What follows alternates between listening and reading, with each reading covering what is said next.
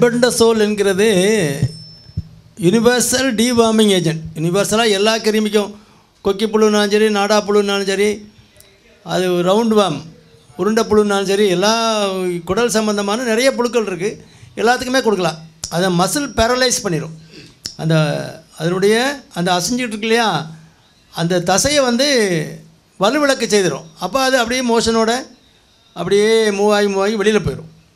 இதுதான் அதனுடைய mode of action.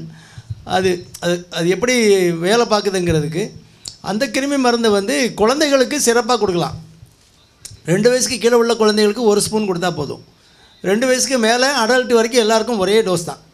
2 வயசுக்கு மேலே 3லேருந்து 5 வயசு 10 வயசுனாலும் 2 ஸ்பூன் கொடுக்கணும். 5 10 ml இருக்கும் அதில் ஒரு பாட்டில், அது கொடுக்கணும். குழந்தை இல்லாத பெரிய பிள்ளையாட்டினா அது சூவபிள் டேப்லெட் தான், மென்று மிட்டாய் மாதிரி சாப்பிட்ற மாத்திரை தான். அதனால் அடல்ட் யாருக்குனாலும் ஒரே ஒரு மாத்திரை, மென்று மிட்டாய் மாதிரி சாப்பிட்டுக்கலாம். எப்போ வேணாலும் சாப்பிட்டுக்கலாம், சாப்பாட்டுக்கு முன்னால் பின்னால் எப்போ வேணாலும் சாப்பிட்டுக்கலாம்.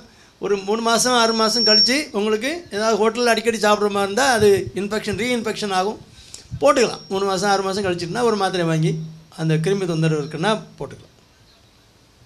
அது ஒன்றும் பிரச்சனை இல்லை. ரொம்ப பெரிய தொந்தரவு கொடுக்குற மாத்திரை கிடையாது, ஹார்ம்லெஸ் தான். குழந்தைகளுக்கு 6 மாதத்துக்கு ஒருக்கா டிவார்மிங் பண்ணிக்கலாம். 6 மாதத்துக்கு ஒருக்கா அந்த சிறப்பு கொடுத்துக்கலாம்.